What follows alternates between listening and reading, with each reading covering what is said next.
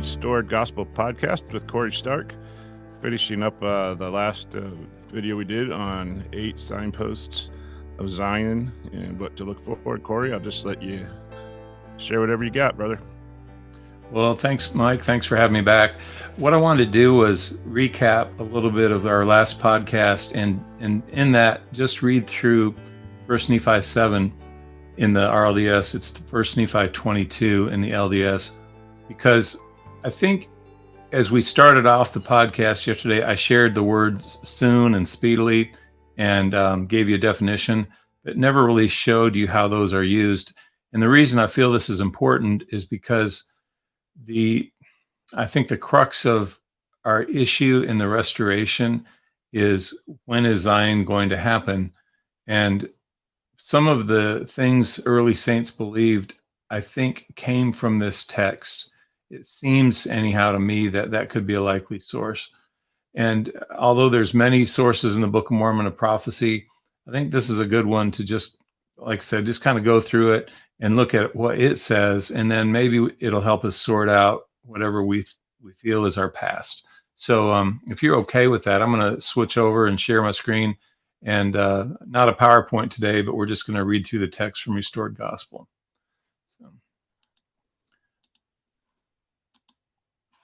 And give me just a second.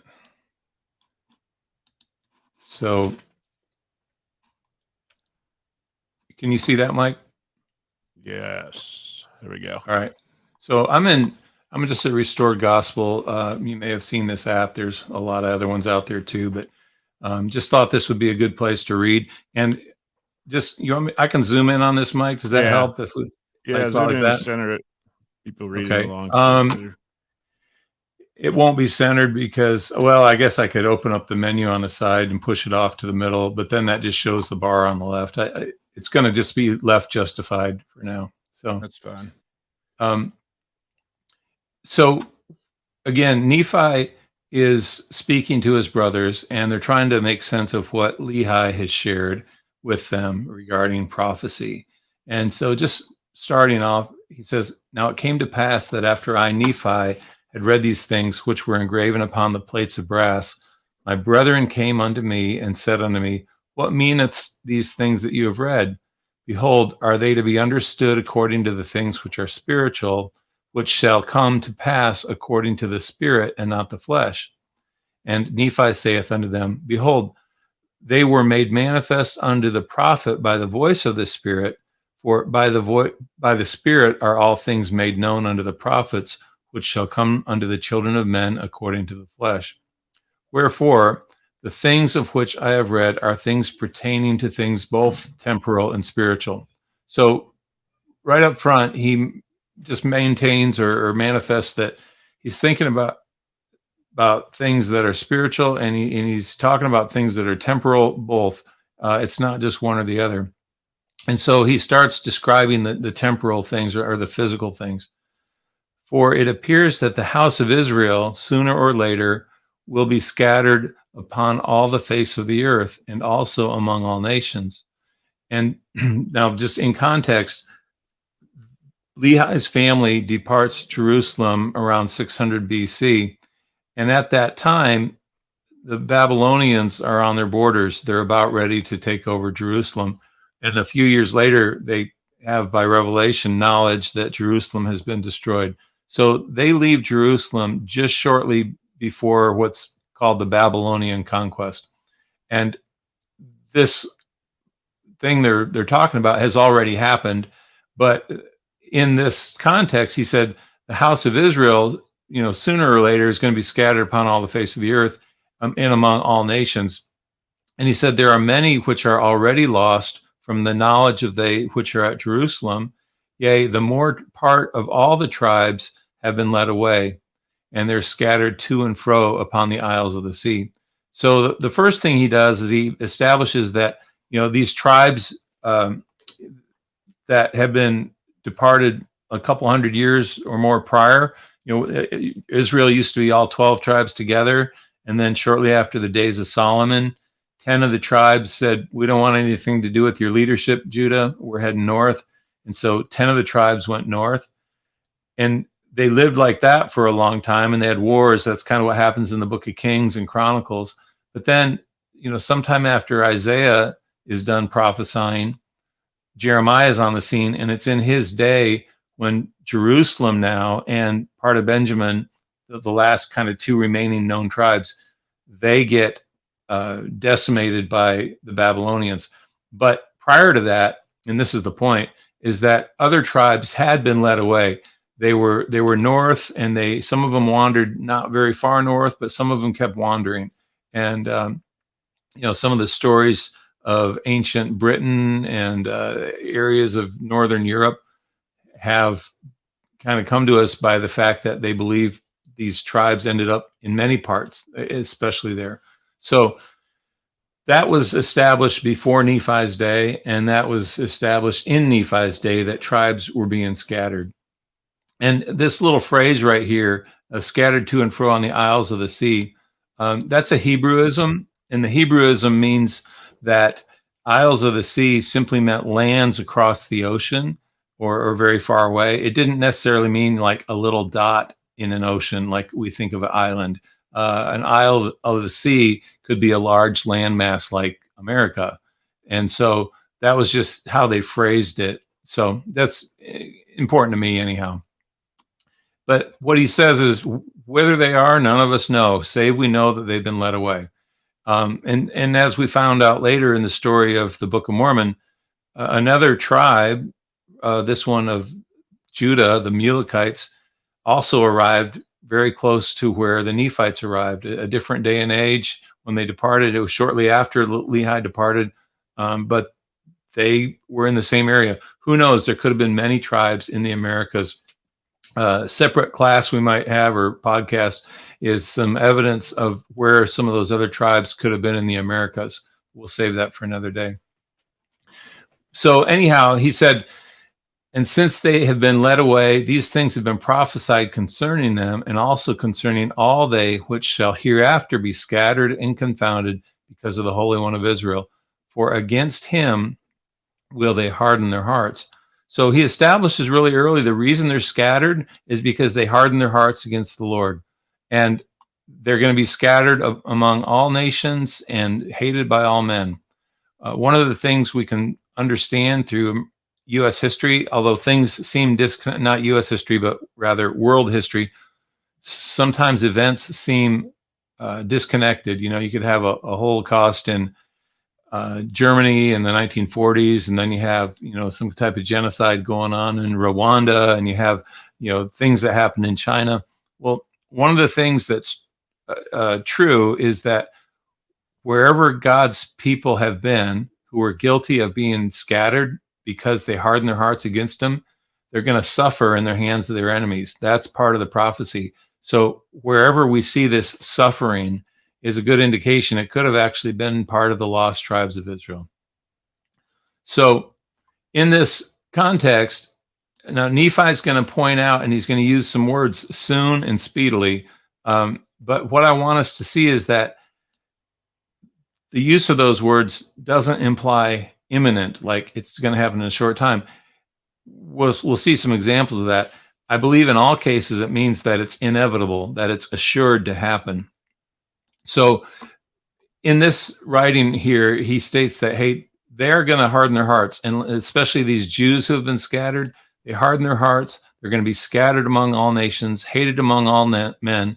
And then he says, nevertheless, after that they've been nursed by the Gentiles, and the Lord hath lifted up his hand upon the Gentiles and set them up for a standard, and their children shall be carried in their arms, and their daughters carried upon their shoulders.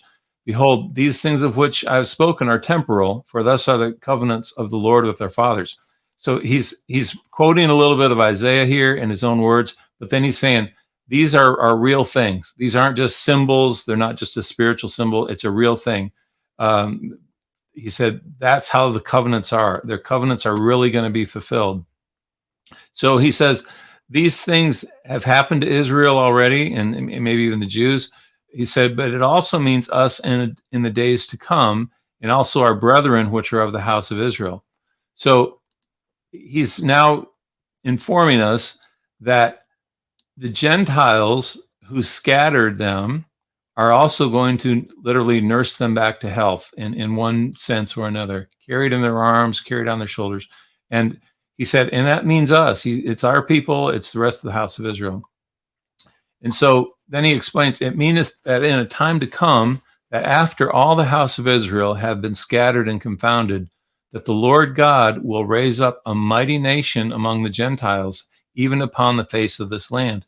Now, we covered this in the last podcast, but again, if we read it closely, we find out that after the house of Israel has been scattered, that's when this mighty nation raises up. And even looking at our U.S. history, we can kind of start to piece that together, how that all happened.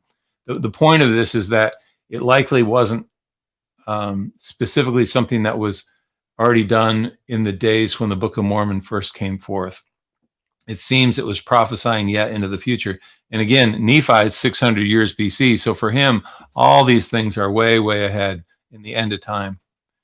So in this, the Lord's going to raise up a mighty nation among the Gentiles on the face of this land, and by them shall our seed be scattered. Keep in mind, too, that the Gentiles who scattered the Native Americans, whether they were in North or South America, the original ones weren't from a nation on this land. They didn't raise up here. They all came from southwestern Europe, Spain, Portugal.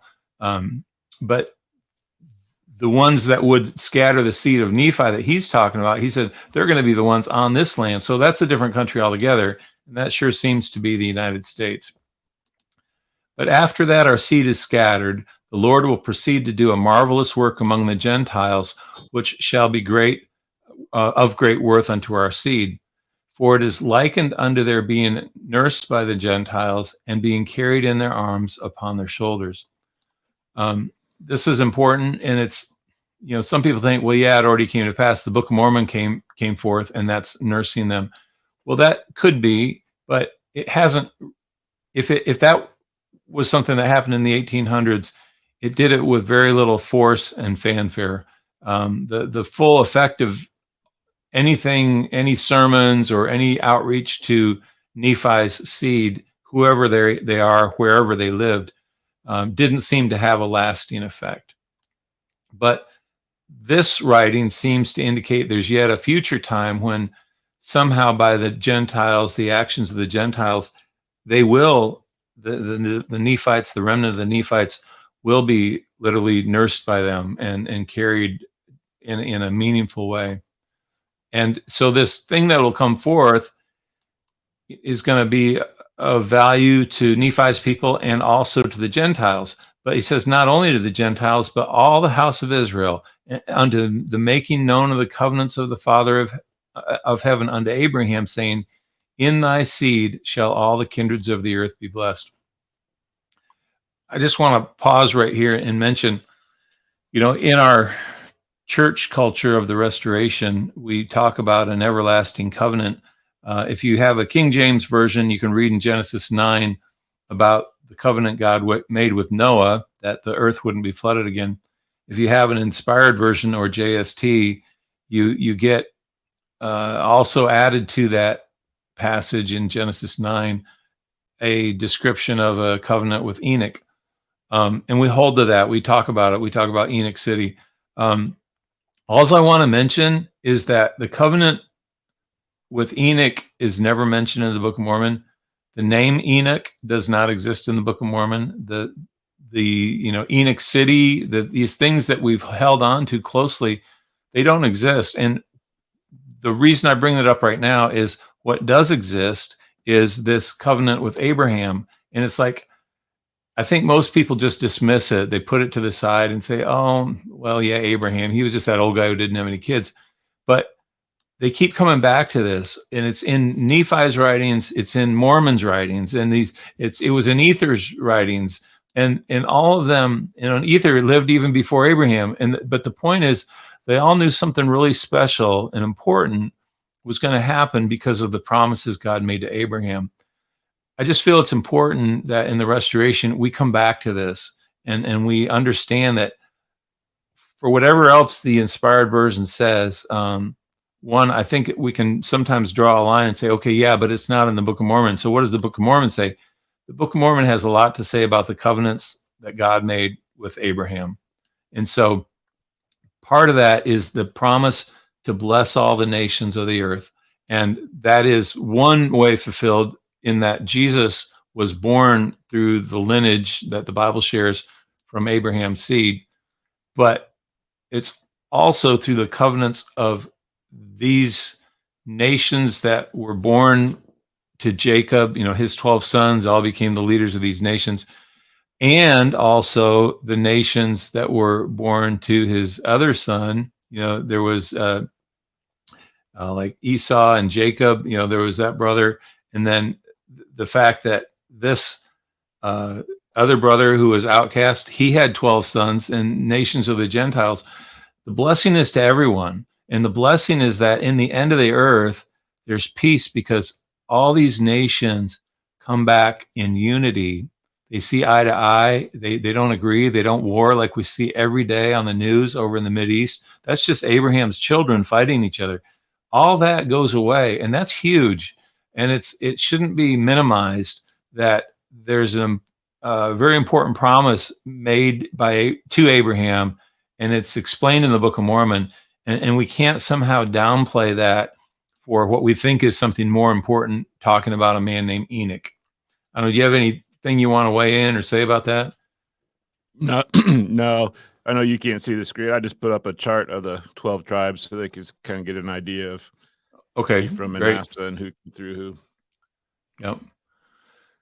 So what is interesting is some of the language that starts to work into this, and Nephi adds his own words. He says, okay, there was a covenant with Abraham, and he said that you need to know that the kindreds of the earth can't be blessed, the people of the earth can't be blessed, unless he shall make bare his arm in the eyes of the nations.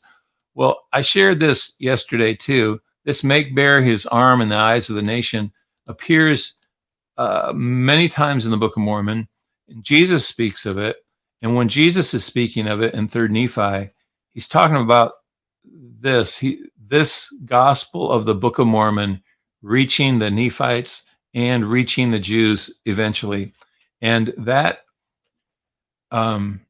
is at the same time when and how God makes his arm bare. So he says, hey, it can't happen unless God makes his arm bare. Well, that's an important signpost for a day to come, that God is going to do marvelous things in the world that people will be in shock about because of this promise he made to Abraham. But it's great things in the future. None of these things, really came to pass yet in any time of our recent church history. So he states, wherefore the Lord will proceed to make bare his arm in the eyes of all the nations, and bringing about his covenants and his gospel unto they which are of the house of Israel. So this is how he's going to do it. When he's making the covenants fulfilled with the house of Israel, he's also going to reveal his power and himself to all the nations of the world. This is a great promise that I've never heard this mentioned in any of our classes or sermons, but it's a great day to come. It seems like what I have heard is more, well, Enoch City was taken from the earth, and when Enoch City comes back, then everything's fine. That's kind of the summary of it. But no, God's got this great plan to gather the nations and reveal himself in that process, and it's going to be triumphant in a way that the world has never seen before.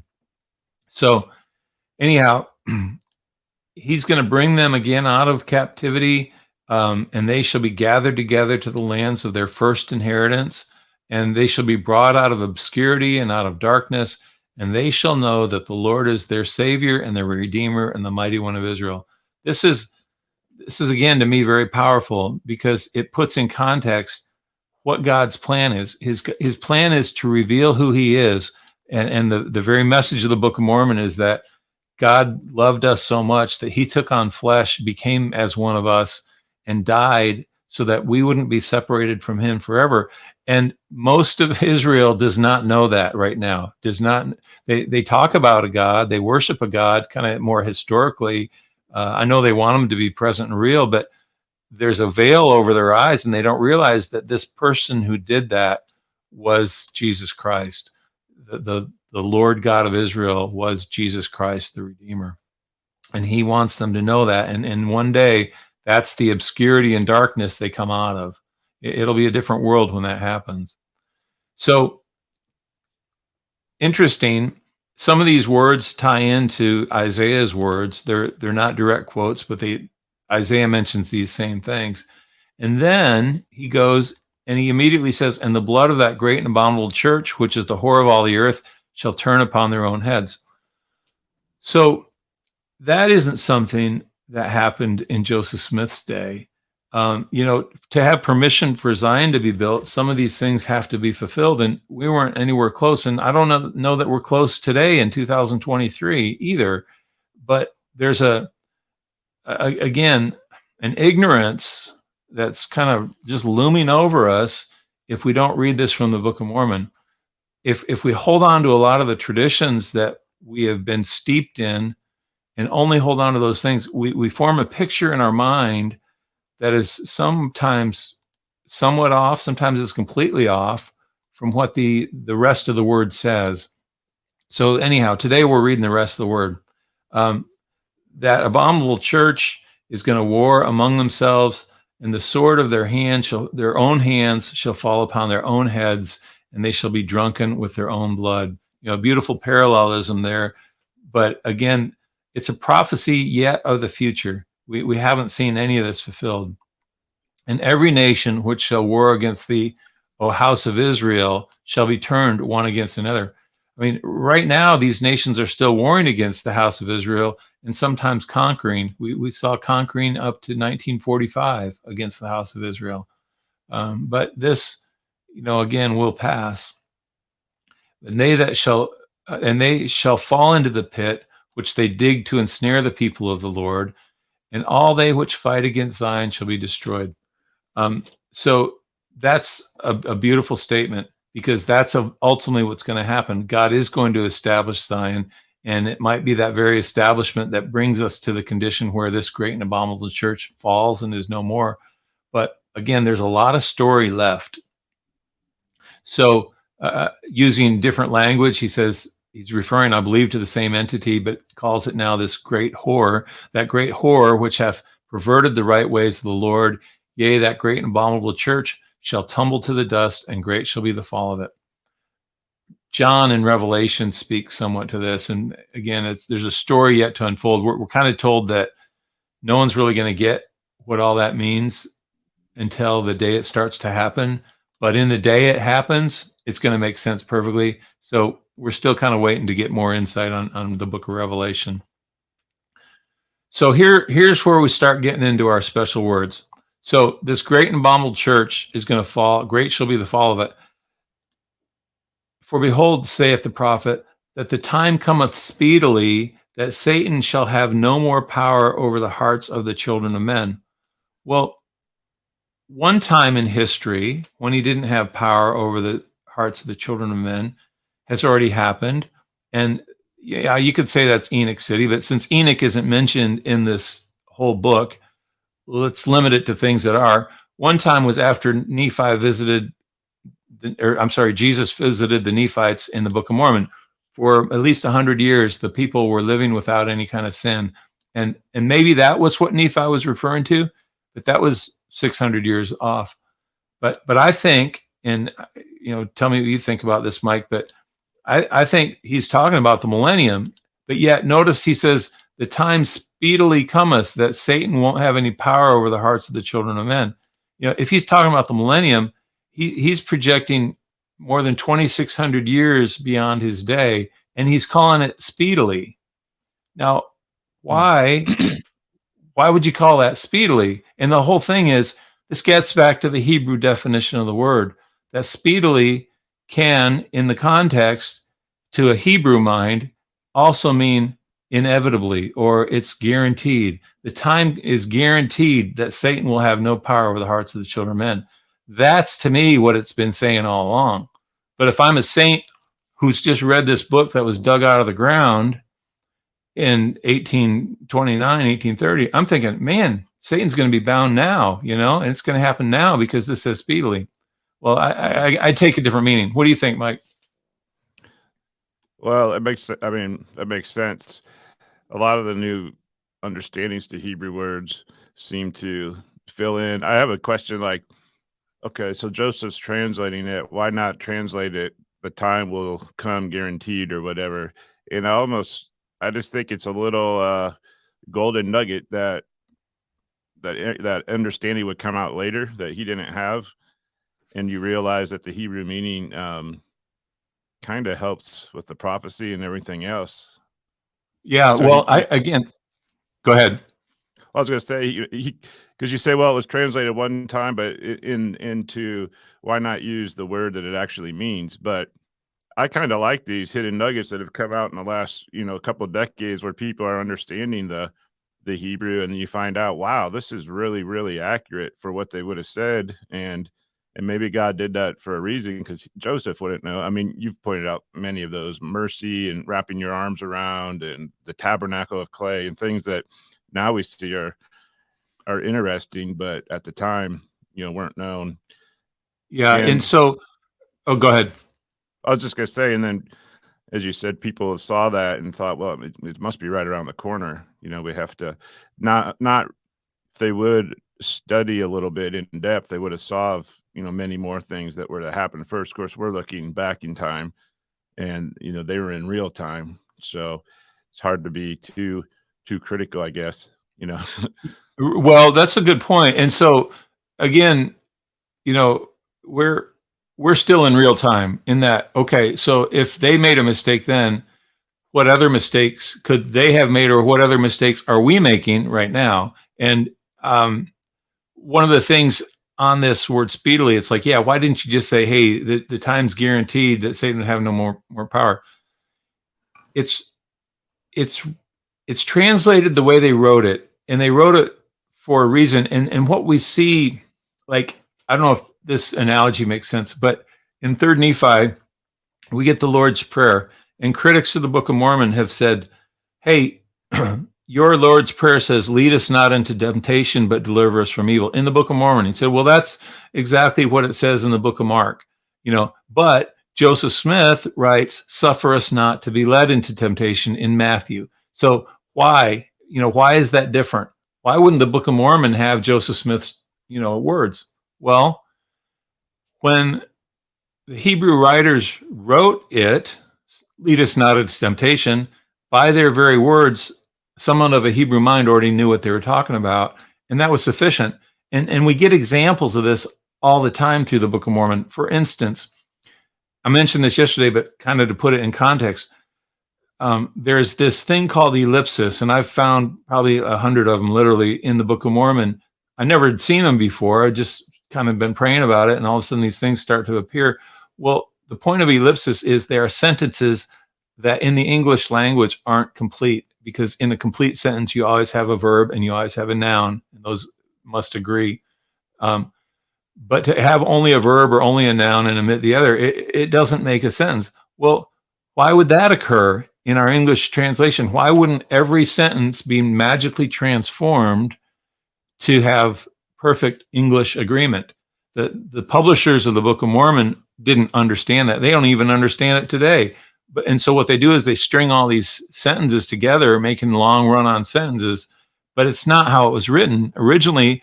And so the writers wrote it the way they wanted it to be written, which made sense in their language. And that is to use this thing called ellipsis. I'll try to point a couple of these out as we go, where, again, if the whole point was, oh, let's make this perfect in the English language, I mean, it already is perfect in the English language, but it still carries these Hebrew overtones, I think. And that's just another example of it. It wasn't corrected out of it to make it easier for our minds to understand it because of the way that we've formed English grammar. Okay. Right. So the time speedily cometh that Satan will have no more power over the hearts of children of men. That right there is enough for me to understand that, okay, that event, whenever it happens, is coupled with the millennium. And we believe that, according to Revelation, for instance, Satan's going to be bound for 1,000 years and not loosed until the end. Well, if that's that time, and I believe it's that time, I don't think this is trying to be a mystery about it. For him to say it's cometh speedily, it just lets us know that that word has more meaning than just, hey, it's imminent, it's going to happen now. So the next verse is just like it. For the day soon cometh that all the proud and they which do wickedly shall be as stubble, and the day cometh they must be burned. Well, why is this important? Well, we get this soon cometh. That appears 3 or 4 times. It appears in the next verse too. But what is interesting is that coupled with this is language that I believe, I didn't research this, but I think in section 45 of the Doctrine and Covenants, we get, hey, the wicked are going to be as stubble. It's going to be a day of burning. Well, where does that come from? It comes from right here. Yeah. And so, there's wars and there's riots. I mean, there's riots in our own land and there's burning and there's things like that. But I think this is still describing a day ahead, which is probably more likely tied back to when this great and abominable church falls. That's the wicked. That's the wicked being as stubble. That's the day of burning. So what happens, and this is totally my opinion, but it seems like because the saints thought it was imminent, there was a warning voice raised immediately. Hey, come to Zion. We're going to be the only people safe because the day of burning is coming. The wicked are going to be as stubble.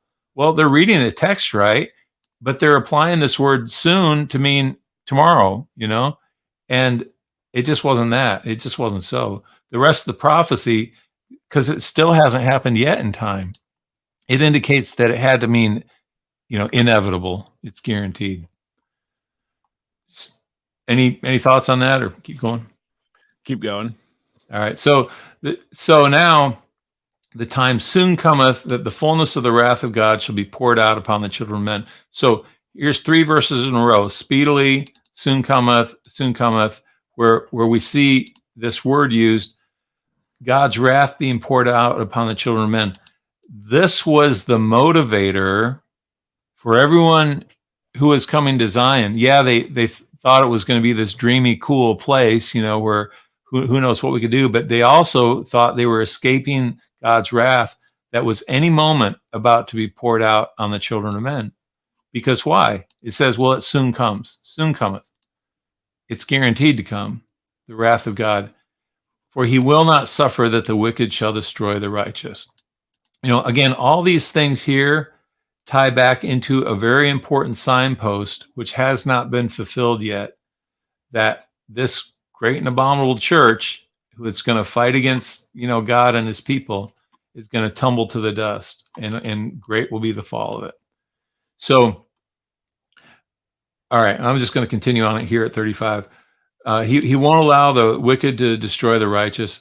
Well, that's also got to be in a day to come, because there have been a lot of righteous people who have unfortunately had their lives shortened because of wickedness on this earth. A day in the future, it'll be different. But he's going to preserve the righteous by his power, even if it so be that the fullness of his wrath must come, and the righteous be preserved even unto the destruction of their enemies by fire. Again, this is language that we got out of the Doctrine and Covenants. Where did it come from? Probably right here. And the righteous being preserved, the wicked being destroyed by fire. This was in Patriarchal Blessings, given by Joseph Smith Sr. And they're reading the text, but they're just getting the timing wrong. So these are also things, I think it's worth saying, these are also part of what the scripture means when it's explaining God will make his arm bare. These great miraculous savings of the righteous and the decimation of the wicked. These are powerful images of the future, but it's all under the umbrella of how God's arm is going to be revealed and the world's going to see it. And so the happy part is the righteous need not fear, for thus saith the prophet, they shall be saved, even if it so be as by fire. So fire destroys the enemies, fire preserves the righteous. It's an interesting parallel. My brethren, I say unto you that these things must, when are they going to come?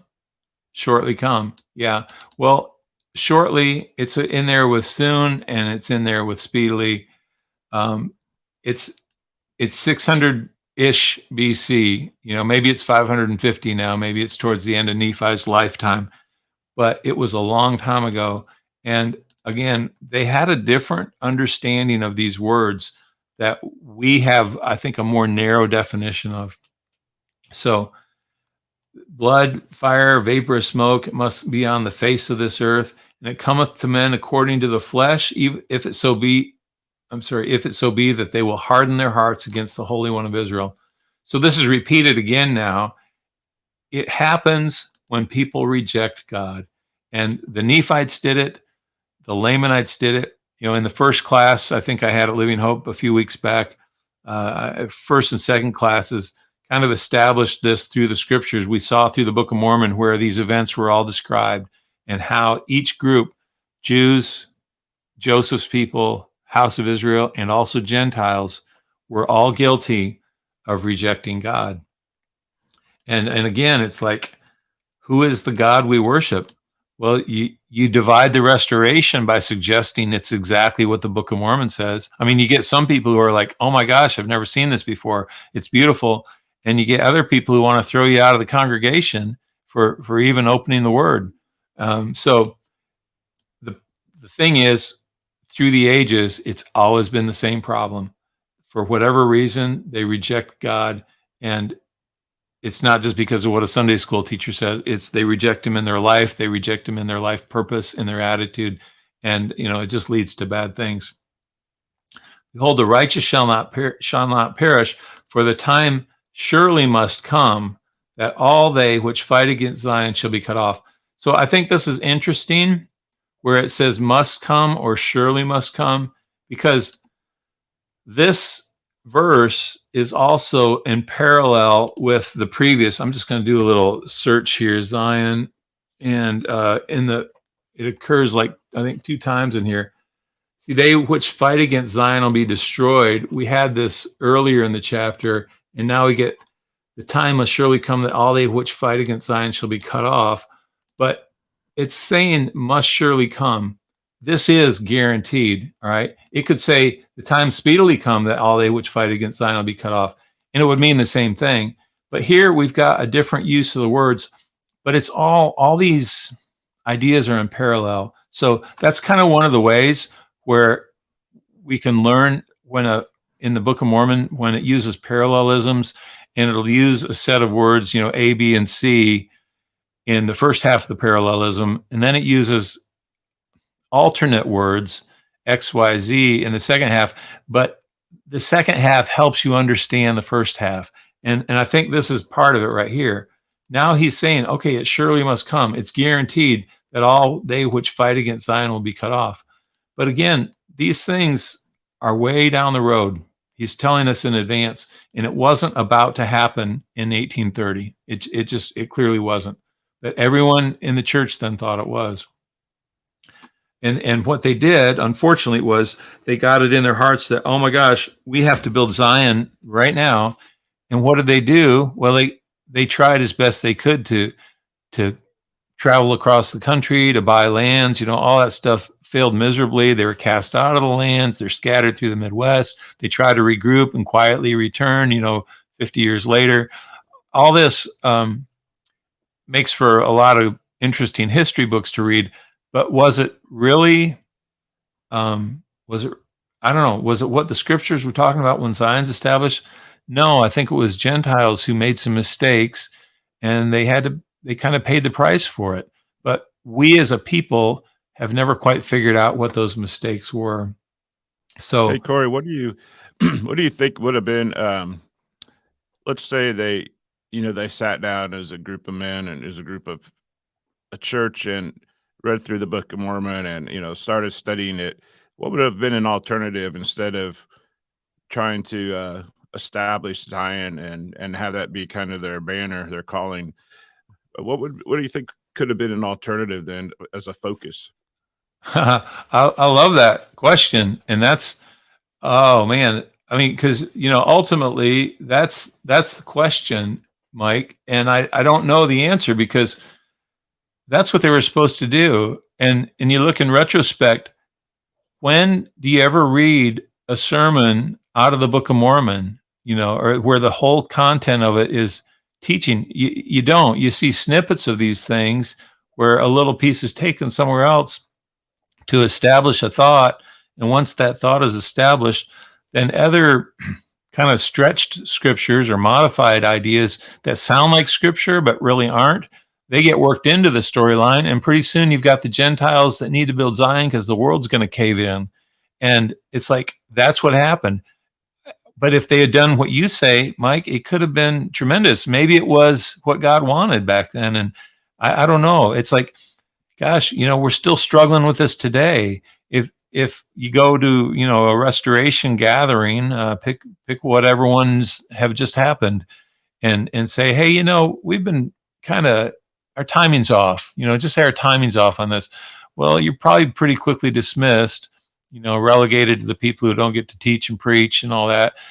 But I don't know. I just feel like that's what was supposed to happen. And that's what never did happen. Yeah, there's so much beautiful language in the Book of Mormon about being born of the Spirit, being born again, people being changed. The words are supposed to work a mighty change in our heart. The simplicity of Jesus dying and his blood atoning for our sins. All of those things that are in the Bible, here and there, but not written out all together so plainly where you get a clear picture. I think that focus of just entering into covenant and relationship with Jesus was, I don't know, it's not that we would ever say that's not the message, but it's an implied message, but it's not stressed as the number one thing. It's always kind of the side note, like Jesus is in the corner kind of watching while we do the work of building the kingdom. And yeah, I just think the stress, when you shift just a little bit from, I have got to be changed by Jesus. I have got to be loving other people more. I've got to have that change inside. And that's what the gospel is to do, is to change me into a more loving creature. We've got to build a city. And that's, when that's stressed and things, then the one that's implied doesn't ever happen. We aren't a people that have been born again and are speaking with the tongues of angels, and people would naturally flock to that, if that happened. And I think it says the gift and power of the Holy Ghost will be with those at that day as Zion is brought forth, and those people will be different. But then I also thought that, the Book of Mormon prophesies, and it doesn't mean it has to happen, but usually it does happen when there's prophecy, such as, if the Gentiles reject, or when they reject the fullness, I'll take it from them. It's almost like God knew, or that this would happen when the Gentiles received the Book of Mormon, that their focus would be off, very quickly. Their message would be off, and so then the prophecies are fulfilled anyway in the Book of Mormon. Yeah, they are, exactly. And to your point, that's the shame of it, because it's as if, you look at ages gone by with Israel, and they would struggle for centuries, without leaders and without a prophet and without clarity, who God was, and they were stuck under this, awful Mosaic law that didn't make sense to them at times. And so God gives us Gentiles this beautiful past. He said, I'm not going to make you do that. I'm not going to put you through any of that. Here, let me give you this record that's perfect. It's a perfect enough record for you guys anyhow to understand who I am. Let me make it so easy for you. It's like, it's written in plain language. How could you err in this? And so we got it. And because of influential men, who were very charismatic and convincing, they convinced a lot of people to follow them and into polygamy and other things. And they bypassed these simple, plain words. And so we were given a gift for which we're going to face judgment if we don't follow it, if we don't return to it. And that's my plea to all of us.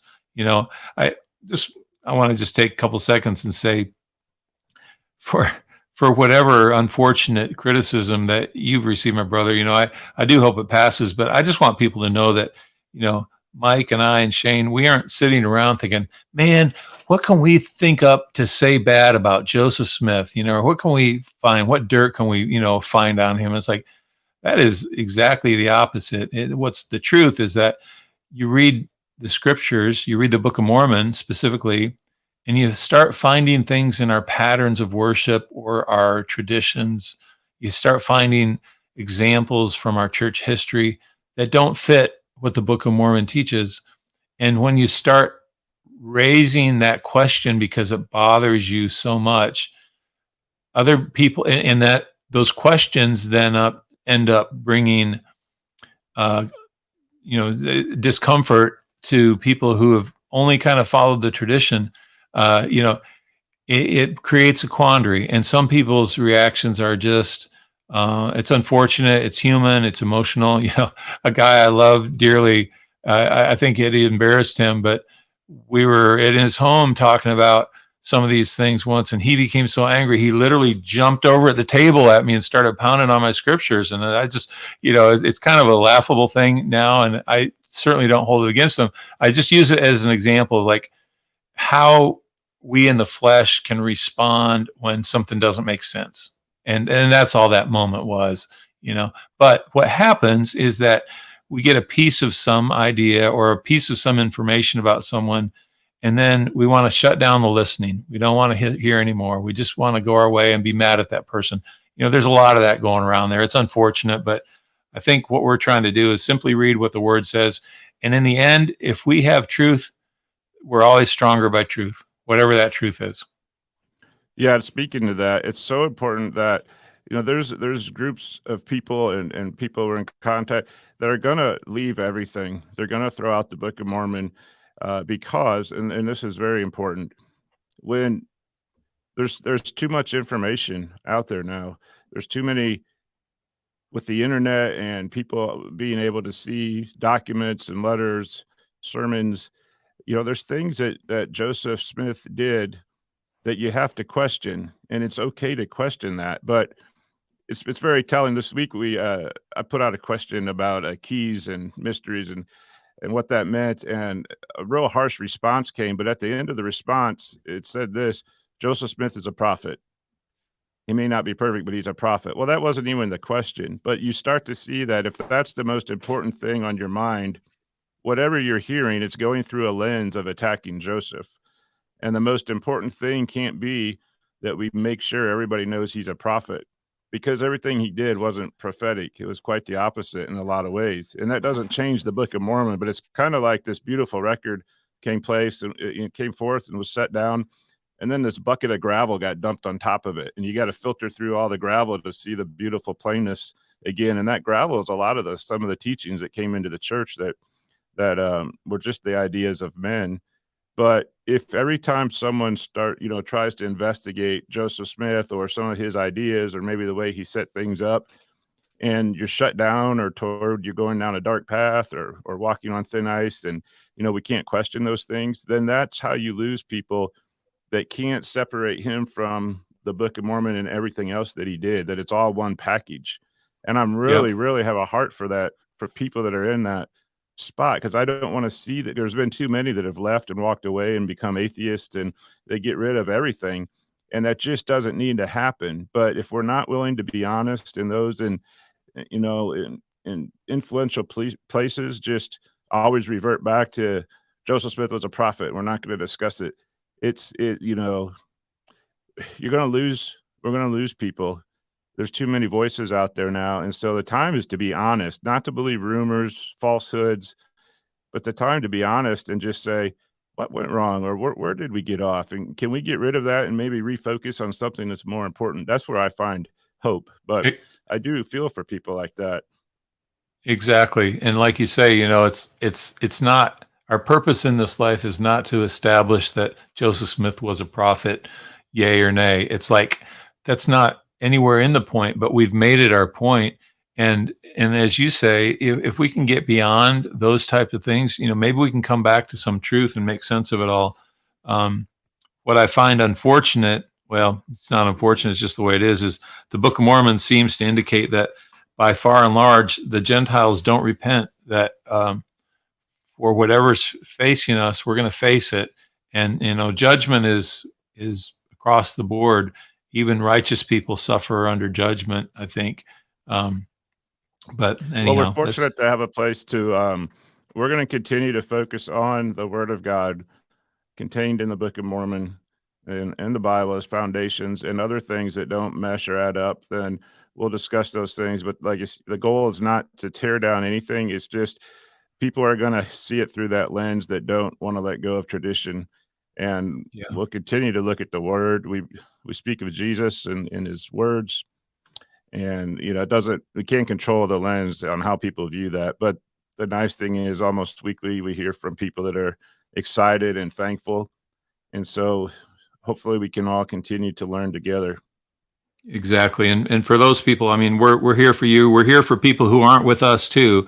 And as you indicated, some people want to just raise the flag. Well, if you talk about this, people are going to leave the church. Perhaps, but the converse could also be true, and even truer, that if you get some of this stuff out of the way, the church might be stronger, and these people might come with a stronger faith than they ever had before.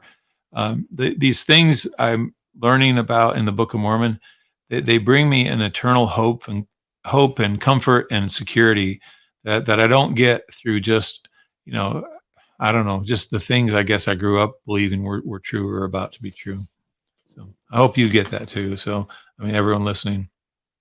Well, and I learned from people, we got an email just today. I learned from people that are also learning such neat things. This is a journey together. I have probably the fewest answers, but I learned from other people by just stimulating conversation and where the Lord teaches them too. So Yeah, I hope, exactly. Yeah, like that friend who wrote about Deuteronomy and Mark and Matthew. I thought that was really good insight. Yeah, yeah, yeah, yeah, yeah, excellent. So keep yeah. keep I'm communicating gonna and go ahead. exactly. Well, I was just gonna keep on here if you want. Yep. So at 43, the Lord will surely prepare a way for his people. Now, see how this language has changed now? Before it was speedily and soon, but notice these are all parallel scriptures, but now it's saying surely must come, surely prepare a way for his people. These are the guarantees. Everything of this chapter is talking about the guarantee of these things.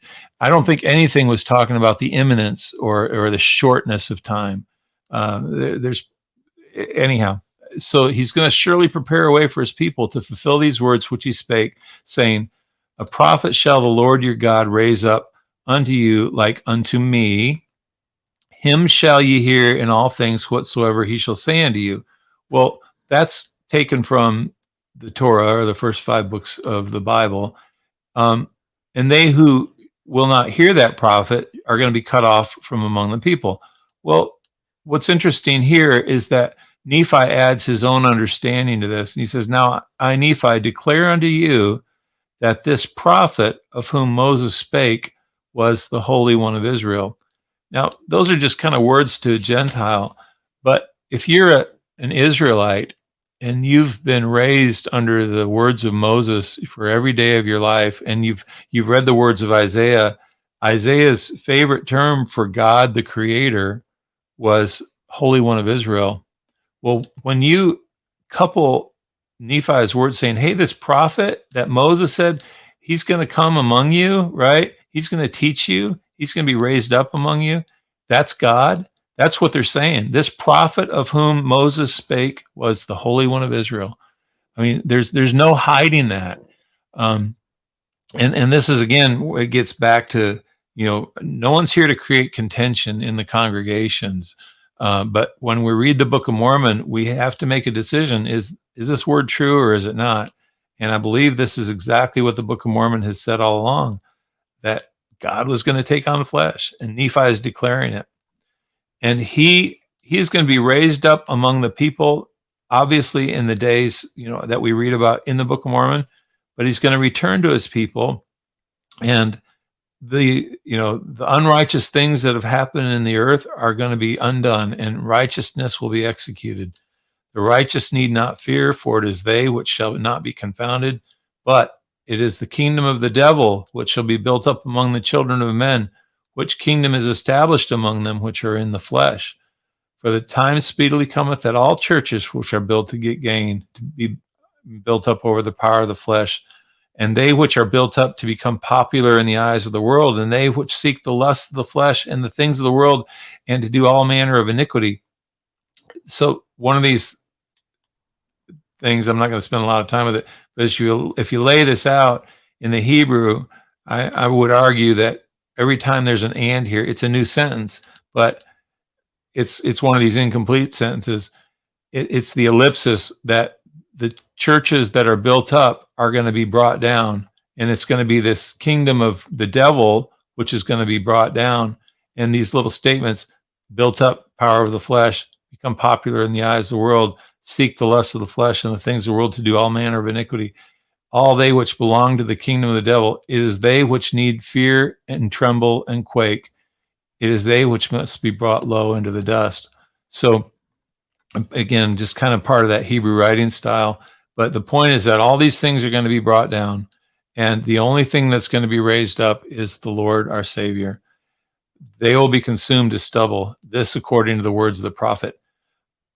So now we get back into our language. The time cometh speedily that the righteous must be led up as calves of the stall. This phrase was used often it's even in the Doctrine and Covenants, I believe, the calves of the stall. I could look it up right now, but I'm not going to switch to do that. But the point being, our people read these things and they assume that this is right now. This is as soon as it's going to happen. As soon as the Book of Mormon is published, all these things were going to be real in their day. And they weren't. None of them were. The Holy One of Israel must reign in dominion and might and power and great glory. He gathereth his children from the four corners of the earth. Who? The Holy One, God. He numbereth his sheep, and they know him. And there will be one fold and one shepherd, and he shall feed his sheep, and in him they shall find pasture. And because of the righteousness of his people, Satan has no power. So this parallels, part of it's, I think Jesus was being raised up to come among us as a man, but the prophecy is that he's going to come among us as our king and do these great things, gathering his children from the earth, numbering those who know him. There will be not 3 folds, not 30 folds, 1 fold and 1 shepherd, and this being a type for eternity. Those whose sins are removed, they're completely removed. Those who willfully rebel, their sins are completely retained. That's the sum total of all humanity in judgment. He will feed his sheep, and in him they shall find pasture. And because of the righteousness of his people, Satan has no power, for he cannot be loosed for the space of many years. So going back, I suppose we could probably show the chiasm that this chapter is part of. If it's LDS, you've got 2 chapters that this is broken up from. But you could go through, and I'm not going to do it right now, but you could compare these phrases because they exist in the earlier explanation about Satan having no power, not being loose for the space of many years. And we can pair those up, the former and the latter, and learn from that. But notice now it's saying, for he hath no power over the hearts of the people, for they dwell in righteousness, and the Holy One of Israel reigneth. So this is the sum total of everything he's saying leading up to it, destroying these wicked churches, the great and abominable, all these other things are going to happen, the fire, the stubble, all these symbols and metaphors. It's all leading up to a day that he says is going to soon come, speedily come. It all means it must come. It surely shall come. When Satan has no power and the Holy One is reigning. That is the millennium. That's this, future time. So when Nephi concludes, he then reemphasizes, he says, I, Nephi, say unto you that all these things must come according to the flesh. They're going to happen for real. All nations, kindreds, tongues, and people shall dwell safely in the Holy One of Israel, if it so be that they will repent. And now Nephi, I love his discipline, unlike people in our day and age who were commanded not to print the revelations and did so anyhow. He says, I make an end, for I durst not speak further as concerning these things. It's like, I'm only going to write what I was permitted to write. So now he continues, wherefore, my brethren, I would that you should consider these things which have been written on the plates of brass are true. and they testify a man must be obedient to the commandments of God. And then he says, don't think that Dad and I were the only ones who've testified about these. And if you will be obedient to the commandments and endure to the end, you will be saved at the last day. So then he concludes. Anyhow, I just wanted to cover that. I just feel like it's important to look and see what scriptures have come to all of our people and maybe how they could have been interpreted a little differently, at different times. I don't know. Any thoughts on that, Mike? Well, having read through all of that, I think we should give ourselves a little break, take a deep breath, and look back at our history, because we've been told through the years over different language and different things that have come, things like Zion's no further or far away than the spiritual condition of my people, and that may be true, and we know that it'll be a righteous people, but it's been taught and lended, taught from the point of view that it's our fault, so we look back and we say, man, we've been failing for 200 years. We haven't built Zion. It's up to us. Our spiritual condition's not right. We're not righteous enough. We're not one. We have to be one. We have to get our butts in gear and be righteous. And that's the personal call for every follower of Jesus. Absolutely. I'm not saying none of that isn't, but looking back through the history, you realize that Zion hasn't been established yet, not because we're not good enough, but because certain prophecies have to be fulfilled. And that doesn't give anybody a license to sin and play around until, until the Jews start learning about Jesus and are open to accepting the Book of Mormon. But it's something to consider and realize that we got to quit feeling like if we just can get to a point where we're righteous enough, if we can just be good enough, if we can just get along well enough, finally God will bring that city down, and it's up to us. And, we keep failing. Yeah. Think about the prophecies and God's timeline. And at the same time, you should all be repenting and coming to Christ if we want to be part of his church. But there's another part to the story that maybe, it's a negative reinforcement, Corey, right? The worse you feel about yourself, sometimes the inability you have to change or even want to change, because it seems like it's a complete something that can't be accomplished, because you're continually hearing how unattainable. We haven't done it yet. You're right, unattainable, and that's not a positive thing in anybody's life. I think it's ultimately an excuse. It's kind of like, oh, we didn't do it, but then we sort of get into this Zoramite attitude where we're comparing ourselves to everyone else, but we're still better than them, so God's favoring us. And it's like all these things completely miss the point of what the Book of Mormon has been saying all along about it, that no, the covenants have to be fulfilled, exactly what you said.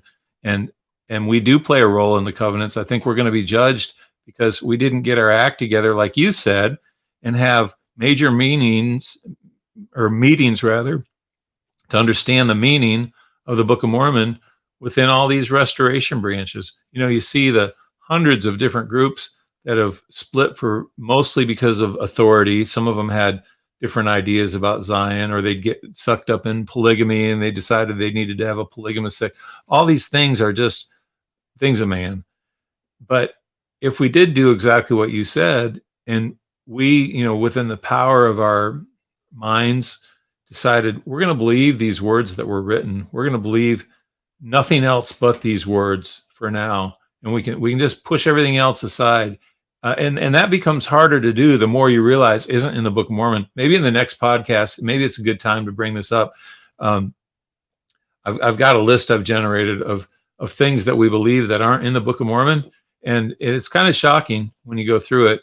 But I think it might be what it takes, or what's required, for us to at least see the Book of Mormon clearly. And maybe are some of the things that come from other sources still true and they just weren't in the Book of Mormon? Well, that could be.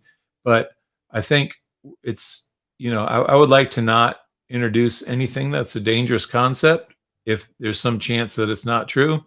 And I would rather just focus on what is true, so I don't get my sights off, Right. Not trying to be closed-minded on that, but I just feel like, boy, we've just about experimented with every other idea out there, and we've failed because of those ideas, Right. And so what do we do now? Let's come back to what truth we were given that we've ignored, and see, hey, how can we apply this? And that in the end means putting a plan together to fight like they did when they brought the word back to the Lamanites.